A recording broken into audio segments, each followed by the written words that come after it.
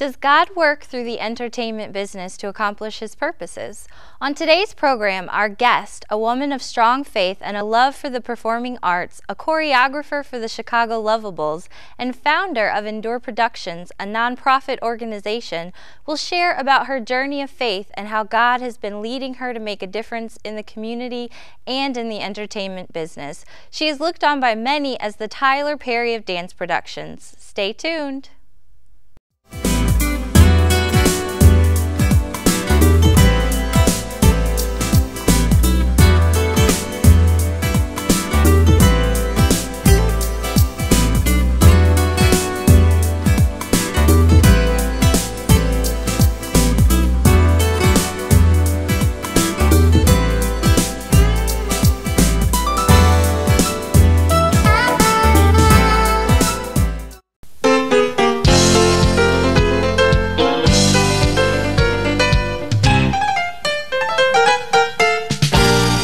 Here on earth we meet with sorrow, and we worry about tomorrow, but in heaven never a care, always singing over there. I'm gonna sing all over heaven someday, I'm gonna sing right o'er the Milky Way, I'm gonna sing right down those streets of gold, and gladly tell the half that's never been told. Then I'll sing a song that's never been sung, while the angels ring a bell that's never been rung. I'm gonna sing all over heaven someday, I'm gonna sing all over heaven someday.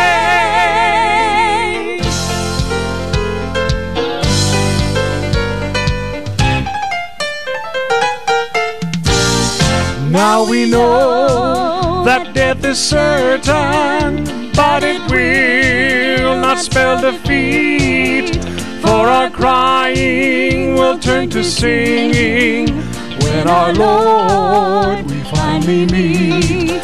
I'm gonna sing all over heaven someday, I'm gonna sing right o'er the Milky Way, I'm gonna sing right down those streets of gold, and gladly tell the half that's never been told. Then I'll sing a song that's never been sung, while the angels ring a bell that's never been rung. I'm gonna sing all over heaven someday, I'm gonna sing all over heaven someday. I'm gonna sing, sing, sing all over heaven someday.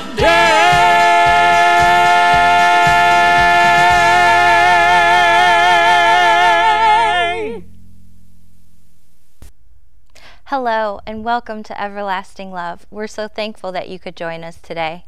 We hope that you enjoyed the musical selection at the beginning of the show. We here at Everlasting Love want you to know that God loves you, and He loves you with an everlasting love. Romans 8:35 says that who shall separate us from the love of Christ? Shall tribulation or distress or persecution or famine, or nakedness, or peril, or sword?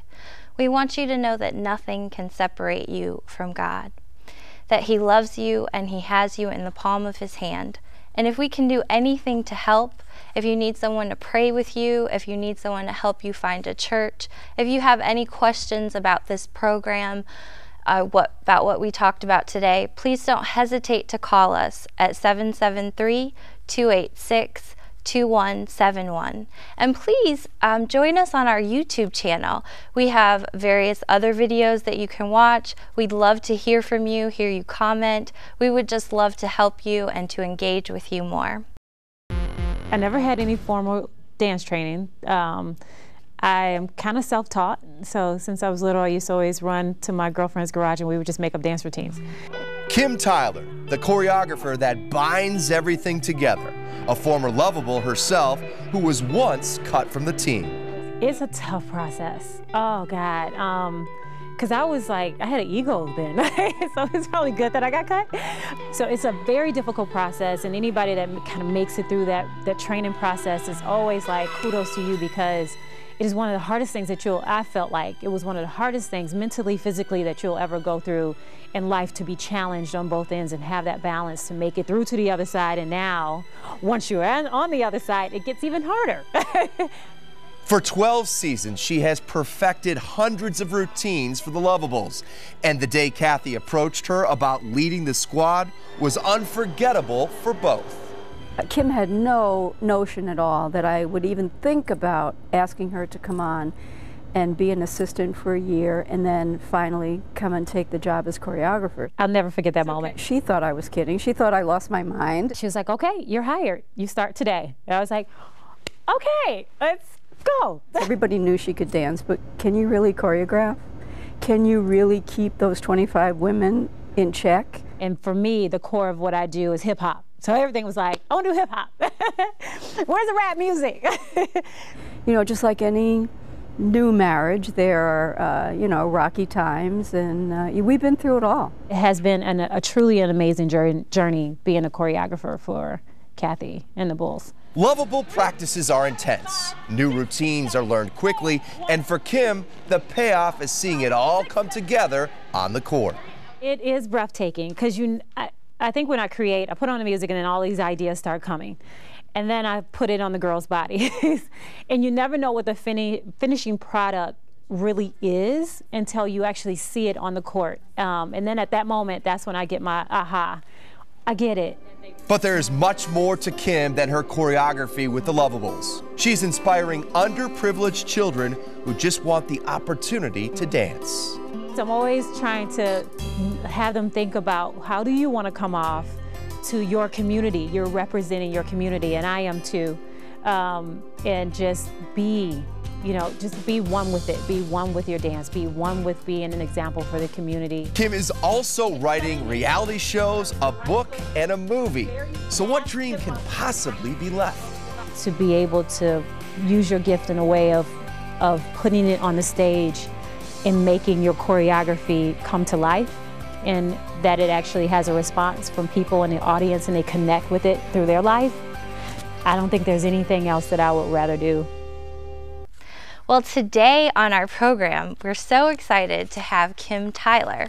She's the former head choreographer of the Luvabulls. She just retired after 19 years with them, so she has very much experience with that. She's also the CEO and founder of Endure Productions, and we're so thankful to have you on the show today. How are you, Thanks Kim? for having me. I'm great. Thank you. Oh, good. I'm so glad.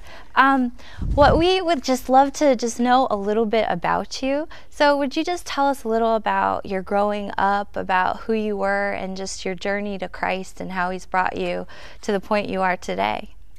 Well, interesting. You know, growing up in Chicago Heights, which is actually in Beacon Hill, I grew up in an underprivileged household, single mother. Mm-hmm. Father was fairly abusive to my mother. So my escape was running across the street to my girlfriend's house in her garage, and I would just turn on the radio and start dancing. Oh, wow. That was my escape. And once I was done, I would go back home and everything would be okay. And that's where I found my love and my gift for dance, and my passion, and my ministry, as well as you know, my counsel. It's my refuge. Right.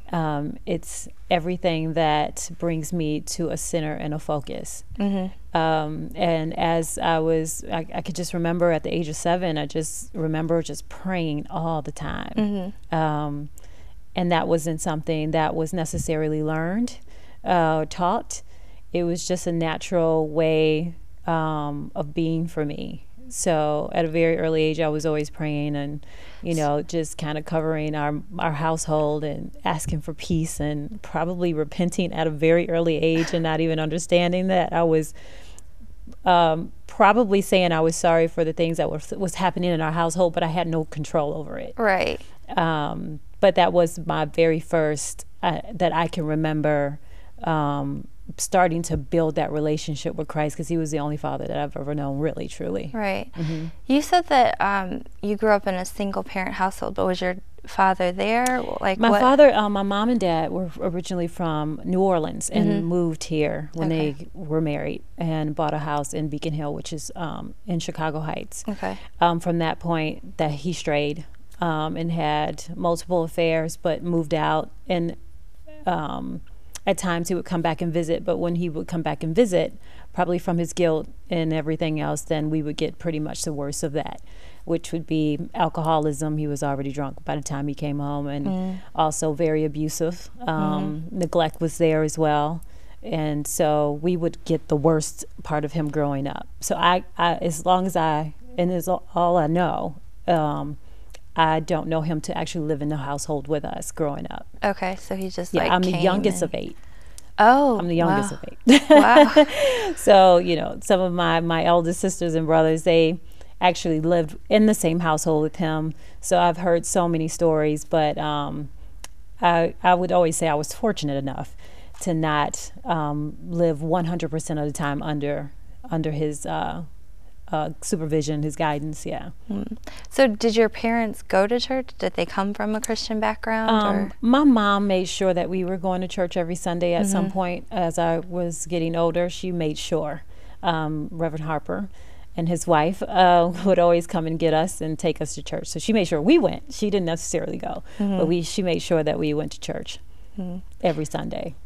So what was your mother's relationship like with God and with your father, and how did that affect you, like seeing that? Because of, I believe that my mom, one, she's very strong. She's one of my heroes. But I think that her relationship with Christ was something that I never saw, but she was one of the most solid individuals that I've ever seen growing up.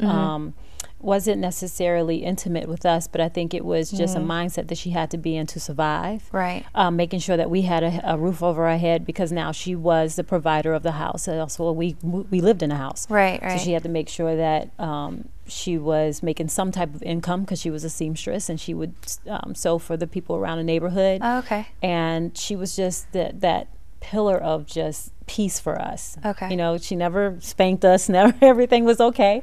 She always says that we were the best kids that she could have ever raised, and I'm we were wretched.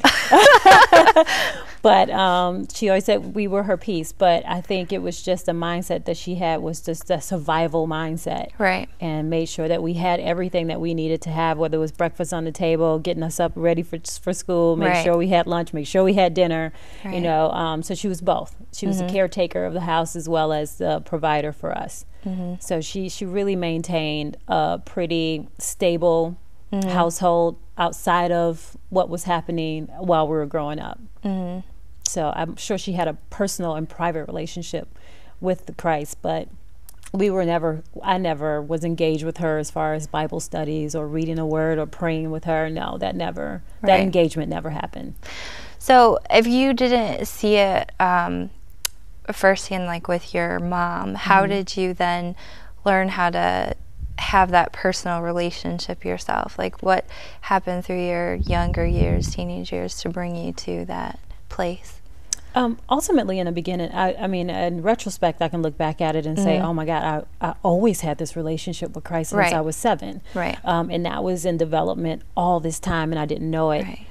Do you have like a moment that you remember being 7 and being like, I definitely have moments. Okay. That I was definitely praying all the time on my knees. Like it was yesterday. Right. Yeah, and just crying out a lot and saying I'm sorry a lot. Right, right. But I remember it like it was yesterday. Right. Yeah, and I think that intersection for me, that it became really real, was once my our Reverend's wife died. He stopped taking us to church, and then after that he wasn't preaching as much anymore. Okay. Later, in years later, he would come back and visit, and then him and my mom started dating. Oh, okay. So our Reverend ended up being like my he passed, but he was almost my stepfather. So that came back in, and at that time I wasn't going to church anymore, and I started dancing with the Bulls. So I went to college. I went to Lewis University in Romeoville. Okay. Under a scholarship. So I was pretty good in track and field. And at that point, I started realizing like my true love and what I really wanted to do with my life. Right. Because I had an opportunity to either run for the Nike North team once I graduated and get a master's with LSU, or I had this dying desire to just dance, and I knew I wanted to be in the entertainment business. Oh, wow. So I had this conflict going on. So right before I graduated from college, I just tried out for the Bulls, and that was when they were about to engage in their three-peat championship. Oh, okay. And I actually did not make it. And so I was like, okay, I'm going to go back to, I was still in school. So you had to at least be a part-time student, part-time work, or full-time work, full-time student in order to even be a part of the Luvabulls, because it wasn't something that can financially sustain you. Okay. So I then, of course, wanted to finish, and I was going to graduate. I did that, and then where did you graduate in? I graduated in I'm a liberal arts major. Okay. Makes sense. And yeah, Right. But you know, a minor focus in graphic design, and I also was an athlete, so I wanted to make sure that I had some athletic training under that. So I thought eventually I would be a track coach, because they were soliciting me heavily on a couple of different things. But mainly they really wanted to train me for like Olympic trials. Wow. And so you've always been doing just everything. I have always. And it was really my escape. So it was my escape from, I was 13. We had a really tragic, one of my sister, which was closest to me, really tragic death. It happened really quickly. And from that point, it was a life-altering moment for me. Okay. I went from being, she was 16, I was 13. Okay. Yeah, so she just, caught the pneumonia, and then it just kind of wiped her out quickly in 4 days. So it was kind of tragic for our family. But at that time, I was trying to find myself in some way. So I was kind of being rebellious at 13, and the youngest of 8. Right. And being under the Kellers name, it was like a brand. Okay. Because every Keller was either a track athlete or a basketball star or an artist of some sort. And then I'm coming into high school and having all this pressure of being, whether it was a track athlete, all of the sisters were some type of cheerleader. So I wanted to dance instead of be a cheerleader. Right. And so after that, when she passed, I think that was that one moment that I heard my mom, and I never seen her cry in all these years. Right. And she was just, as she was being buried, she was just like, why her? And it was just that one moment of why her, and I was just like, why not her? Was she saying why me? And it was kind of taking and immediately I just shifted. And I shifted and I started doing everything that I probably was supposed to do all this time. And that was to be the track athlete that my sisters and brothers were, to be the stellar student that they were, and then also just take on that cheerleading that my sisters did. And so did you feel like you needed to be good or like this in honor of your sister, or because you didn't die and she did, or? It was kind of a two-part, because I think my life and the direction of my life at that time at 13, I was just like, I was almost venturing into the dark side. Okay. I was hanging out with the kids that were wearing all black and black makeup and Okay. getting high even. It was just like I was completely rebelling out of a fear of probably being successful like my sisters and brothers, because it was so much pressure. Right. Of being the next and the last and final Keller coming out of Central, and everyone I felt like, was awaiting this last Keller. And probably it was just in my imagination. Right. So I just decided to go in a different direction. I was like, I just want to rebel, and I'm just going to da-da-da. But it was my sister that was, I'm sorry. No. Did you feel like your relationship with God at that point had gotten silent, or was he still talking to you, or what did you feel at that point with like God? I don't know. I don't know that I was really even conscious of or aware of the spiritual of what I really worked on all those years since I was 7. I just was really in this rebellious state of mind. You weren't trying to listen. I was not at all. And I always think, and now, looking at it, I'm just like, wow, it could have been also to save a life, because I was going just on a whole nother realm of just dark and, house parties that were at the time. Vice lords and disciples were at these parties, and I'm like throwing up gang signs. So you were deep in some stuff, right? To a different area, and my mom she trust us a lot, so I never had to worry about, you know, never in any type of sexual things. That was never my thing. But it was just rebellion, you know, of being different than them. But also, the one thing that my one sister that passed, Dee Dee, when she passed, she always wanted to be a basketball cheerleader. That was her. That was her lot in life. It was like every day in the kitchen, sitting in splits, buckets, candlesticks. It was like nonstop. And I would watch and I thought she was phenomenal. But she would always make wrestling cheerleading. So I think when she passed, it was kind of something that I just grabbed hold on to and forget about my dancing dream, because that's really what I wanted to do. And I was like, I'm just going to go full with this cheerleading thing. And I just went all the way until I couldn't go anymore, which was the Bulls, NBA. During that time, I was actually on a trip with the Bulls in London. And at that moment was when I hadn't been going to church. But I remember and then I started praying again. How old were you at this time? At that time, I was 23. I was 23.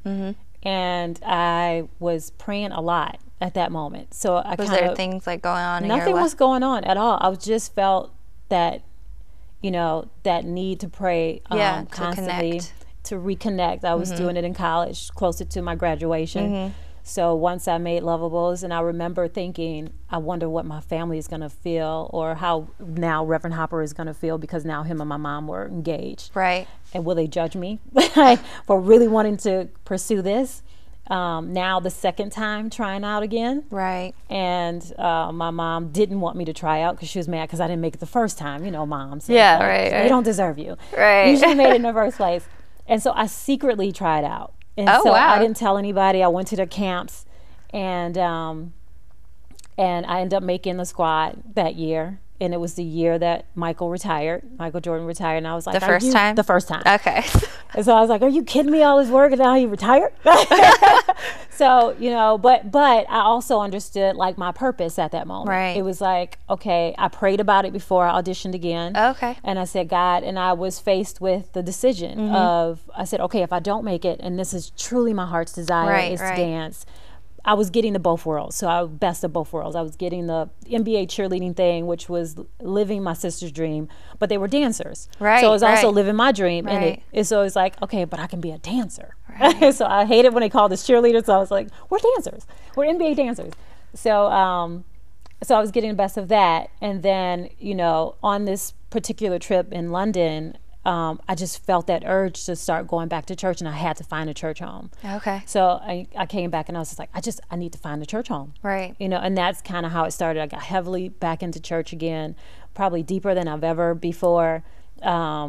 So you felt like God was calling you. I did, and I will never forget Reverend Harper saying, like, he said, you're going to have the Luvabulls going to Christ. And then I started doing liturgical dancing in the church, and I was helping with that, and I fell in love with it. So like praise dancing? Praise dancing, and what I realized was they had no idea, because I learned so much during the Bulls when I was dancing as far as technique, because I didn't have any dance training growing up. So you haven't taken any classes? I never took any classes. I never knew dance classes existed when I was growing up. No, we were just dirt poor. So how did you develop your skill? It was a natural God-given gift, and I could actually I would have visions of choreography. You know, I would sleep, and then I would just create, and I would go, and my escape would start dancing. I would just turn on the music and close my eyes, and then I could just really start creating, and that was just my space to create. I started creating in high school for some of the shows that we had for Black History. So that is kind of how it started. Did you emulate like anyone you saw, or it was really just I love Michael Jackson and Janet Jackson. You know, those are probably my teachers, and my girlfriend had cable. So, you know, everybody would go over there when Thriller would come on and start learning all the moves. Your MTV. Oh yeah. So, you know, that was pretty much, you know, how I would learn if I was learning. But it's just an amazing gift. You know, there's no explaining it, but God just, you know, gave me a gift that it's just unexplainable. You know, so yeah, and then just starting to dance, and my focus for the Bulls was just being the best dancer that I can be, and just making sure that I had the integrity and the character to sustain me in that industry, because it is a lot of temptation that happens in the industry. But I understood my calling. So I understood that I was called to be there for a certain amount of time. But I also prayed before I made it that if this is going to take me in a different direction, I don't want it. Right. So I was like, if it's gonna take me off, I don't want it. If it's gonna take me where you're leading me to, then, you know, keep me, and hopefully I'll make it. And then I did. And so I just stayed completely focused on the goal. Right. How would you, I guess, explain that to someone? Because I know some people in the Christian world, depending on where you are, don't really see dance as something that should be done at all. Some people are okay with it, but maybe just praise dancing, maybe not the kind that they do out in the world per se.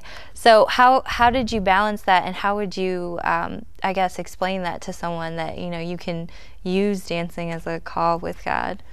Oh, wow, that's so good. Because you always have people arguing the fact and throwing the scripture and saying what you should and shouldn't do. I always tell them that it's just my gift. It's the gift of, you know, love, depending on what he has me ministering to the audience about, whether that is love, whether it's encouragement. You know, this is the gift that he has given us to give to the masses. And in the masses, they need just as much encouragement. They need just as much love and laughter, and that is what he's given me to entertain through Christian. A Christian avenue, also, you know, a different avenue, which is the MBA, which is, I was very grateful to be under the Bulls umbrella, because it was all about family. There was certain things that I just could not do. So I was always, I always had those borders and boundaries that I couldn't cross. So it was always safe for me to be in that position, because it was family based. So I couldn't do certain choreography that would put us in a position or in a light that was less than what they were marketing or trying to produce that family environment feel. So it wasn't Video Vixen? It was not Video Vixen. Thank you. I didn't want to say that. But no, not even close. So I always felt like, you know, in what I was doing, I was pretty much protected. It was only when I was called then to start the ministry 10 years ago, which was Indoor Productions. That's when I was like, really, God? Like, you have me in two places, and now I'm going to really get it. So I'm doing MBA, and then I'm doing Christian Productions. And I was like, okay, I'm ready to get it. But I always felt like I always asked every year, you know, because my contract was annually. So when after the Lovable season was over for me regarding dancing, I was assistant choreographer for my choreographer at the time for 1 year, but then they started looking for another choreographer. I never applied for the job. Never even thought about it. I never even thought that they would be even looking at me or interested, because I just went to dance. And I fulfilled that desire and passion and dream for me.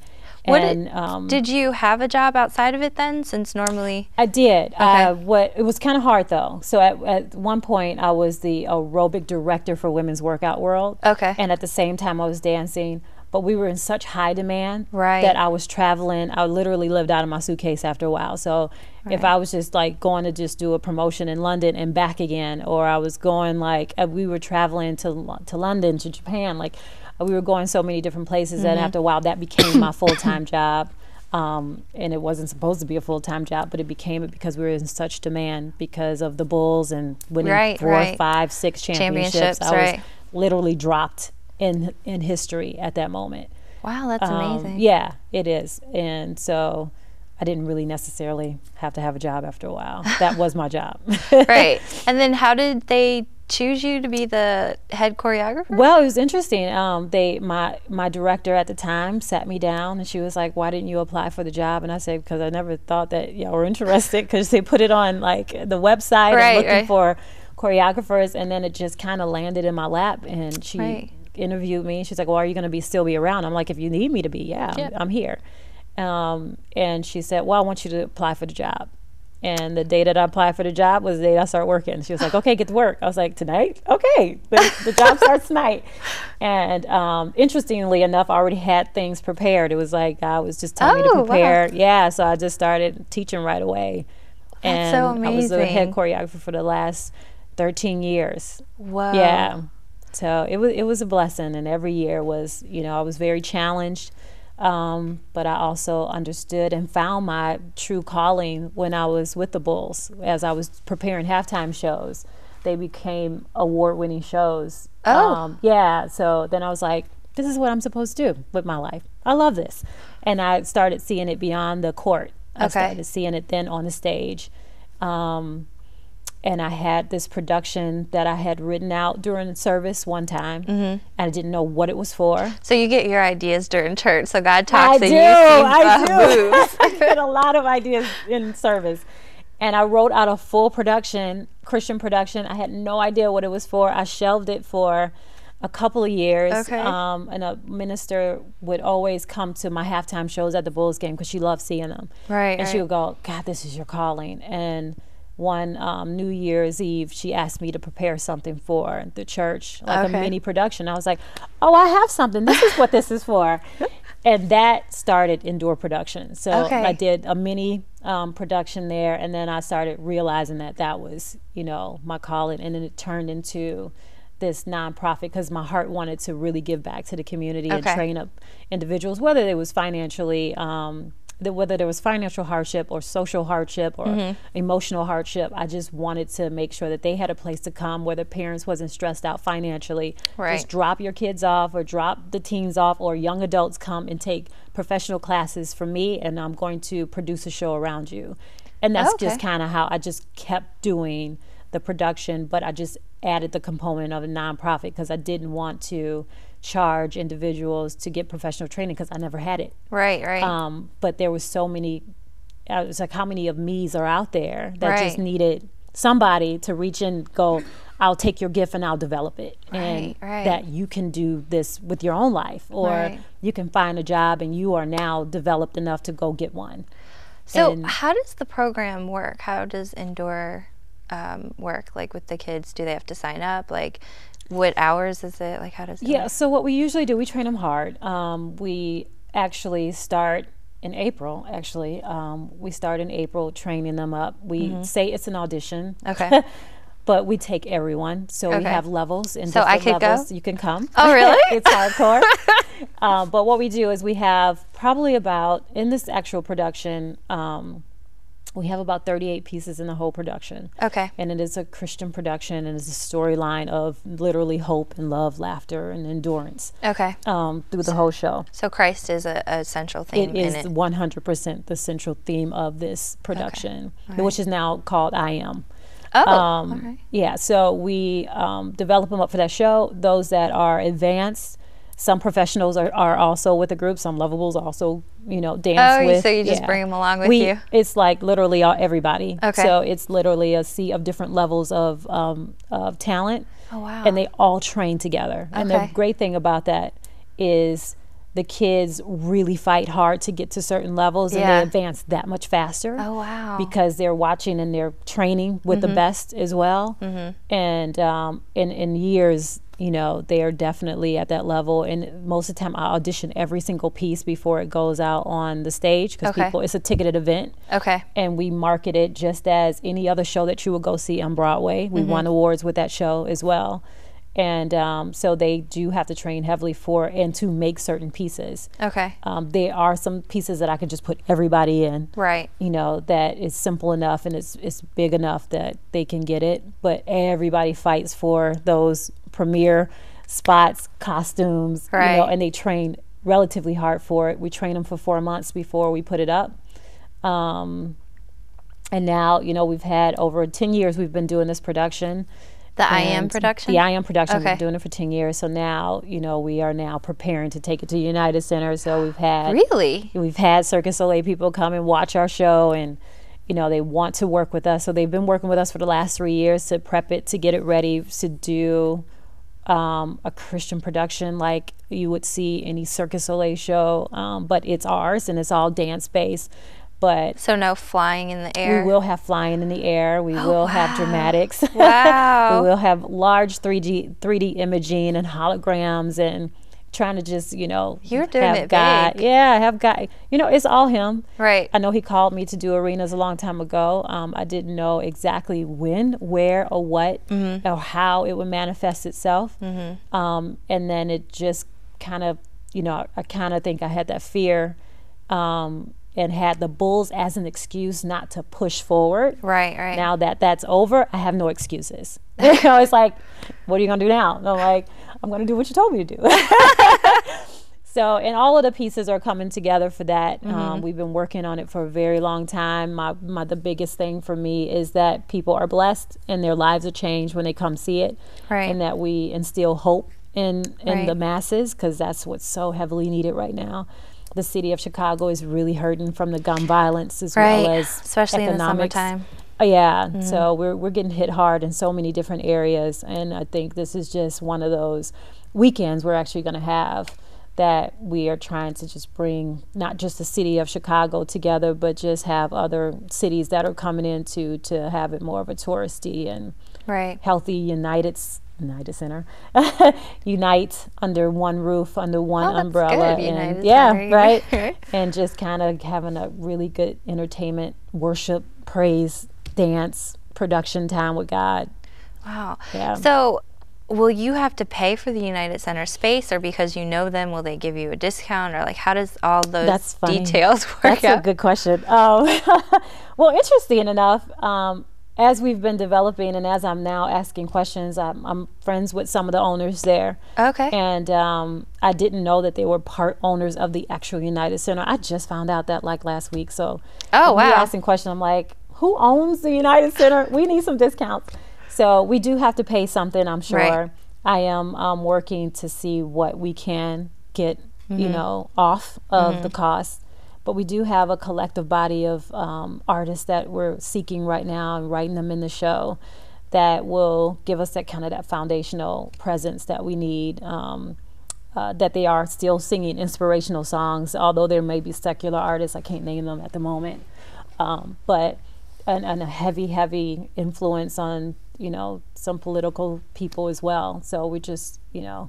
So for our audience, what type of show is this? Is this just a dance production where it's just different dance vignettes that create a story? Is there actually singing music? Is it acting where, you know, there's just lines, or like what kind of show is it? Man, you know, and every time I try to explain it, it's nothing like, you have to see it. Right, right. And I always say it's the ultimate God experience. It Okay. is the ultimate God experience. I Right. mean, we go from a Broadway, you know, doing some high-level Broadway to just a spiritual, beautiful, and all of it is music. We do have the I Am singers that are actually singing, as well as we have dancers. It is heavily dance-based, Okay. and we tell the story through dance. We Okay. have mimers. We have all genres of dance, from point to ballet to Oh, really? jazz Wow. to Broadway to hip-hop. Do you do ballet? I actually do not do ballet. Okay. I'm actually contemporary jazz, hip hop. I have taught ballet, Okay. but I physically do not do ballet. But you know probably the basics and things. Oh yeah, definitely know the basics. That's our foundation. Okay. Anything to rise, which is releve, to demi plie, you know, Okay. any other regular terms. Right, That's right. all stimulates from ballet, arabesque. To our, you know, attitude turns, to our coupes, to demi-plies, everything is generated from ballet. I just do not perform ballet. Okay. Me personally, I do not. I Okay. can teach it, but I'm not going to dance it. Okay. You were talking about the type of production this is, that it is dancing. They're going to be singers. Are they Yes. like in the background, or is that part of the We actually storyline? that's part of the storyline. We Okay. actually transition them in. Okay. In the actual production itself, it's just it's broken up in 3 different parts. Okay. So it has 3 different phases. Right. The first part is more like the worship, and then we go into like a mini kind of praise, and we go into the Broadway set, which becomes like that live entertainment. Okay. We actually have the worship singers that come in. We actually have the live singers that come in for the Broadway set as well. And then we go into kind of like that new generation feel, where everything is kind of like dominated by hip hop, Okay. Christian. and we have about 100 to 200 dancers that are dancing on the stage at one time. Oh, wow. Oh, yeah. That is a lot of people. We have a pretty big crew of dancers. That is a large production. And for the United Center, you know, we're trying to do a night of 1,000 performers. So we'll be generating, it's a part of our strategy as well to get as many talented individuals off the street as quickly as we can before the summer hits, because of the gun violence. And that's kind of been our thing and our solution. We've been doing it for 10 years. We just didn't know that we were part of it. You know, but we definitely have started training in April, because typically that's when my season is over with the Bulls, or I'm crossing over to playoffs. So we're dying out. And then at that point, I pick up the production heavily. We go all the way until we have actually a couple of shows that we do. We have our main show, which is the one that's been nominated for awards and have won awards, which is the I Am show. And then our Misfit show is the teen show only. And they have produced, directed, and also choreographed that show for the last 2 years. It's amazing. The teens do it themselves? They do it themselves. It's a powerful show. And then we have our Christmas show that we have every year. So we pretty much train everybody for 9 months straight, and then we close it out. How do you train them, especially like someone that just comes off the street? Maybe they do have talent, maybe they don't, and they're trying to develop it. But like, what is the actual routine? You said you audition them, but then like, do they come in Monday, Wednesday, Friday, 4 to 6, or like, how does it work? They actually come in every Tuesday, Thursday, and Saturday. On Tuesday nights, during the summer, we keep them from 6 o'clock. All the way until 10 o'clock on Tuesdays and Thursdays. On Saturday, they're with me from 10 o'clock in the morning until 3 o'clock. Oh, wow. In the afternoon, And then closer to production day, we add on more days because we're preparing at that point. But our new programming that we have, which we are really doing this show, and all of the proceeds will go to benefit Indoor Productions, is that we can have our full programming, which is 6 days a week. So they're training 6 days a week. It's under, we call it Triple Threat Studios, and the reason why is because they're not just good in dancing, but now we can start inserting our, vocal lessons and training, as well as their acting lessons as well. Because they want to do, and I want to start having them do musicals because they're so gifted. So that's what we're working on to financially provide for that programming that we actually develop.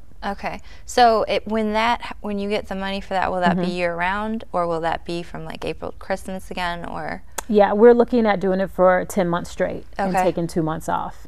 You would need some time off. And taking 2 months off. So yes, technically it is year round. And the productions that everybody's part of, are they in Chicago, or do they travel with them? How does that work? Right now they're only based out of Chicago. We have we've had auditions in Atlanta, so we do train kids that actually come to us in the summer, and they stay with us in the summer. And they do our shows with us. So we do have a couple, and we had some people that came from Los Angeles because we really want to start our branches in LA and Atlanta. Have you started actually? We actually started in Atlanta, but the thing is, with Atlanta, we actually still travel. They still come here. So we don't have a house there for them in either place. And I actually 2 years ago developed a really good friendship with a pastor in it was called One Church International, Pastor Ture, to actually plant an indoor in LA. So it hasn't gotten there yet, but we had just a couple of people, actually one, I won't say a couple. It was one person that we actually trained from LA and brought him in, and we trained him here, and he did a production with us as well. So we're still looking, it's just kind of a slower process. And our hope is to take the I Am show on a major tour. After we get it off the ground this one time in 2015. So I'm sorry. Back to, do you actually lead all the practices? Like, how does that work, and what do they work on in them? I'm sorry. Yes, I do lead all of the practices. We start off with heavy conditioning. So I have to prep them, get them ready, because the cardio is pretty intense. What does that mean? Like, what would that entail? That would entail a lot of running. So they need to have foundational base first. And then I do more of a dance, aerobic, stretch regiment that I take them through. So that lasts about an hour and 15 to an hour and 30 minutes. After that, I start training the dance pieces that they're actually going to be doing in the show. I usually start with the ones that everybody's doing. So I start training them on that, and then breaking down choreography, literally count by count, because it's very detailed choreography. Okay. So that is what we do for the remaining of the night until 10 o'clock. Oh, wow. And then That the is a next lot. day, until they get it, just keep reviewing over and over. Right. I'm pretty tough. And so, yeah, they don't like me. But, you know, but what we do start with is that we actually start with a word before we start anything, and then we also pray. We do have our moments when we, you know, when the Spirit comes in and it moves and shifts things, and then Right. there's times we just have a complete breakdown and complete testimony night. And Oh, wow. yeah, and everybody is crying out, praying, and talking about what happened in their life, and that's that moment that we all kind of, I make sure it happens supernaturally. Right, I don't right. want to force it to happen, because in the beginning we are outside of the church, Right. so we are getting all walks of life, Right. and some people that are not Christians even, you know, so it's kind of like, you know, understand my calling. I understand what God told me to do regarding endure, and anybody that walk in that door, you know, it's to love them only, not to Right. judge them, not to tell them they should, you know, the love will win them in the right direction, and it Right. has, and I've seen it. You know, I've Right. seen people change. I've seen, you know. Can you give us stories about that? I can. There's so many, and I think the one that sticks out the most is amazing student, and when he came to us, he was struggling with homosexuality. Okay. And he said, I hadn't cried in years, and he was only, when he came to us at the time, he was like 14, and he just developed this really hard exterior. And I love kids that come in with an attitude. I'm like, oh, you're for me.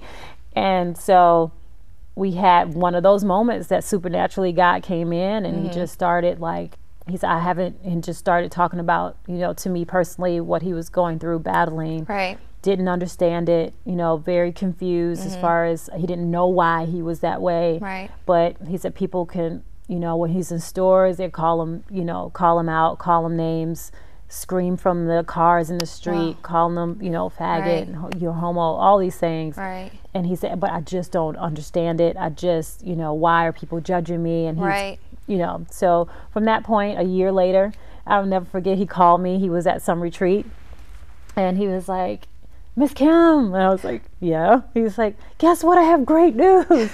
And I'm like, and what is that? He's like, I was delivered. I was like, from what? Like, I mean, because I loved on him so much that Right. it just wasn't, you know, I was like, you know, that's what's happening, but my job is to love you and to Right. love on you. Right. I gave him some scriptures to read. I said, that's your interpretation with God, and, you know, go before him and pray and see Right. what he tells you. That was it. You know, and the rest of the time, I mean, that spirit broke off him as far as that hardness right away, and he just embraced me from that moment, and it was his way of Wow. escape from the world. Right. And that's what we tried to provide. So, you know, he called and said, I was like, from what? He was like, homosexuality. I was like, oh, okay, that's wonderful. Like, you know, and then I just started at that point being like that spiritual, you know, guide over him. I said, just be careful, you know, with this. I know you're excited. It just happened to you. Right.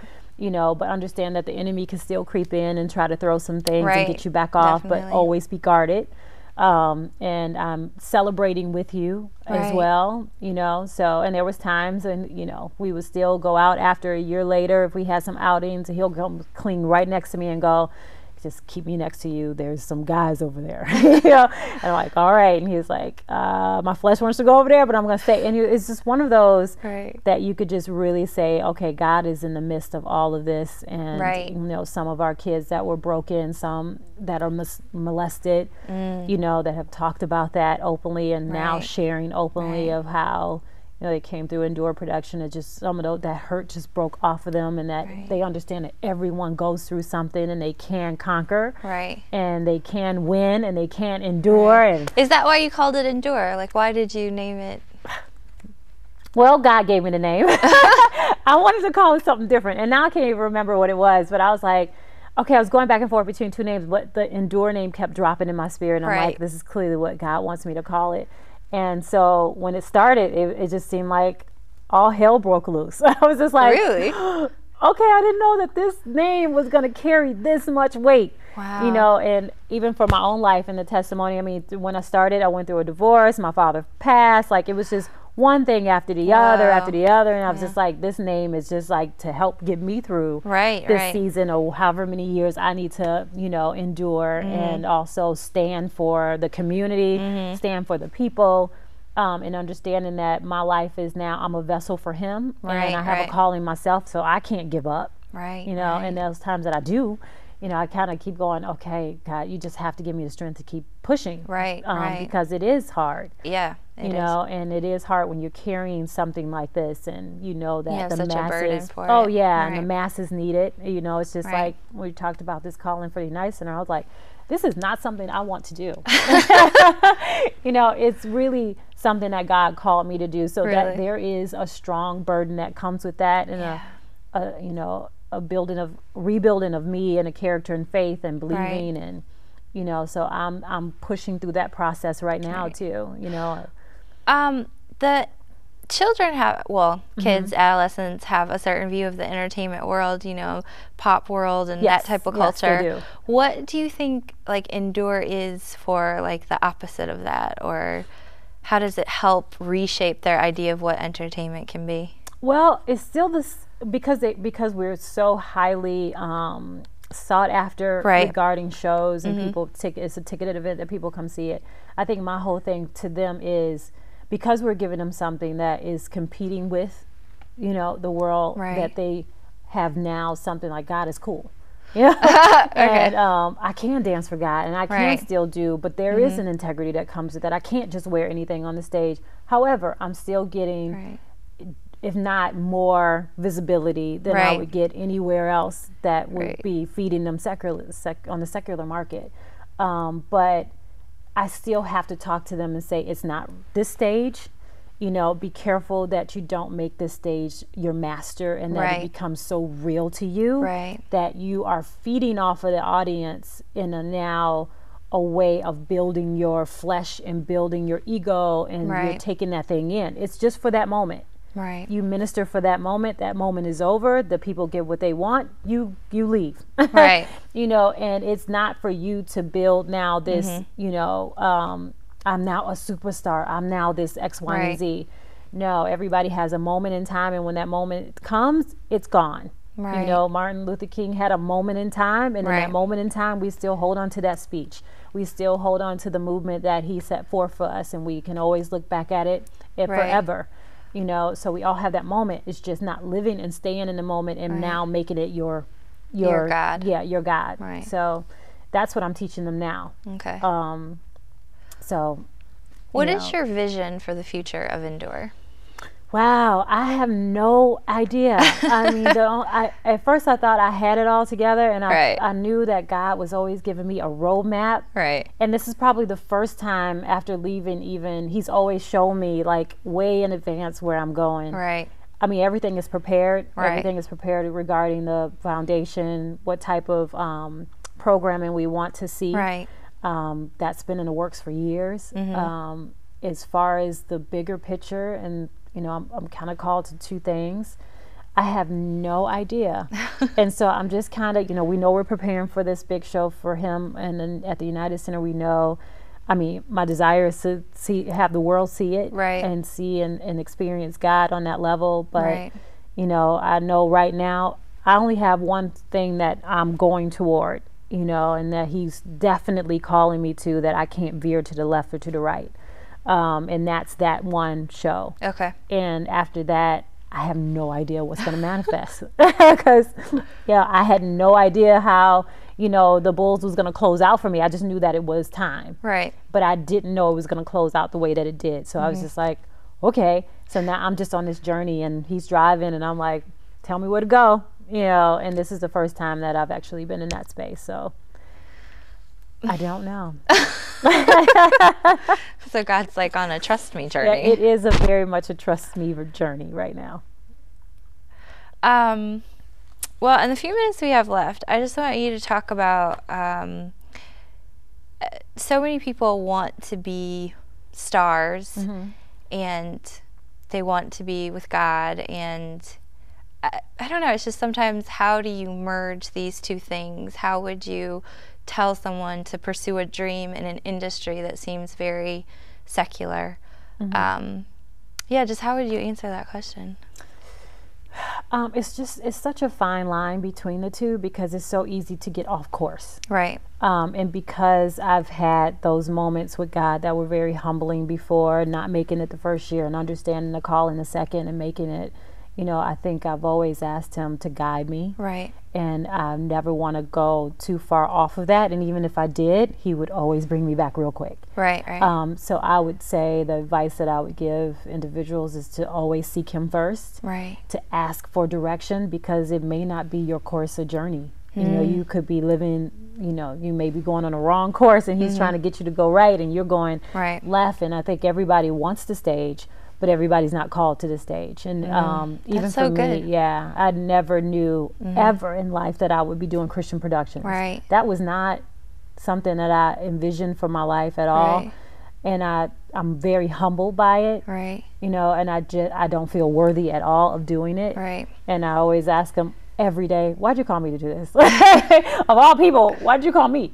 But, you know, I am very careful with, you know, what he gave me. So I just, you know, and I'm careful of how it's presented on the stage. You never want to offend people in what you're doing. So I hear you're saying basically you have to follow God and take care. Yes. You've got to be careful in this. You have to be careful in this industry, because anything could get you off if you, I mean, in a moment. Right. In a moment, you can just meet somebody that you've seen on TV and go get caught up in, and now all of a sudden you're like, oh, I just had dinner with this person, you know? Right. So it's always just protecting your gift and guarding your gift and understanding that it's not yours. Right. You know, and that was my biggest thing. It was like, it's not mine, it's God's, and he could take it if he wants to. It depends on how I treat it, what I'm doing with it. I know he's gracious, and I know that his grace abounds, but I also know that you can abuse the gift. Right. And so it's always just kind of taking care of that baby that he gave you. Well, you know. We've got about 60 seconds left, Great. so I'm sorry to cut you off. But I just wanted to ask you to pray us out and just pray for those who might be in a space where they're trying to figure it out, trying to determine. If you would just pray for them. Great. Heavenly Father, we just thank you for this opportunity. I ask that you give the strength to those that are viewing this program, and that you give them direction, and that you give them vision, and that you give them the passion that they need to do what you called them to do, and give them the courage to leap, Father God, to do what you have called and instilled in them, the seed that you've planted, Father God. We ask that you give them all the tools that they need, give them all the answers and all the directions that they need for creating what you called them to create in the natural. We thank you for this moment of sharing and testimony, and I ask that you cover everything that we said and everything that we do with the blood of your Son, Jesus Christ. Amen.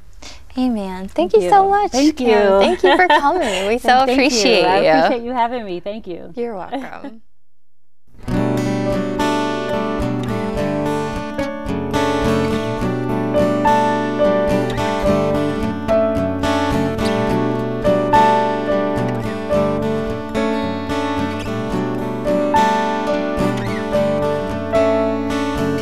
Decisions start with a conversation.